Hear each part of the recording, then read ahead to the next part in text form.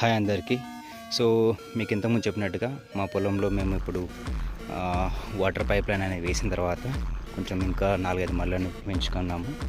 So దీనికి add ఆన్గా so we are actually want to cultivate మా బాబాయ్ కూడా.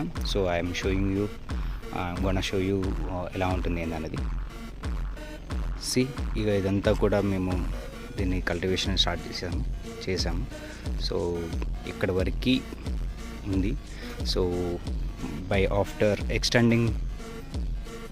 ఎక్స్టెండింగ్ సో పైప్ లైన్ వేసిన తర్వాత so we want to extend our more land to పైన కొంచెం ఏరియా ఉంది ఇంకా. సో దీన్ని కూడా మేము సాగులోకి తీసుకొద్దాం అనుకుంటాం.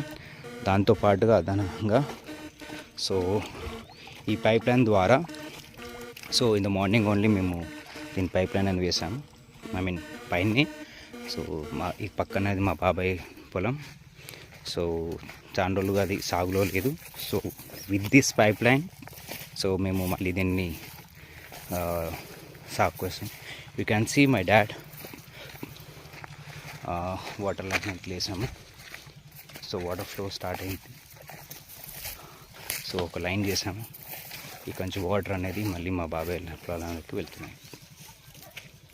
Right.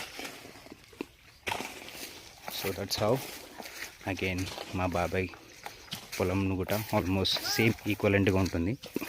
So 2.5 acres to 3 acres land. So దీన్ని కూడా మళ్ళీ మేము కల్టివేషన్లోకి తీసుకొస్తాం. So I will keep posting you all the videos. Please see and support me and please comment. ఆ కమెంట్లో రైట్ అయితే రైట్ అని చెప్పండి, రాంగ్ అయితే రాంగ్ అని చెప్పండి. With that I can learn more.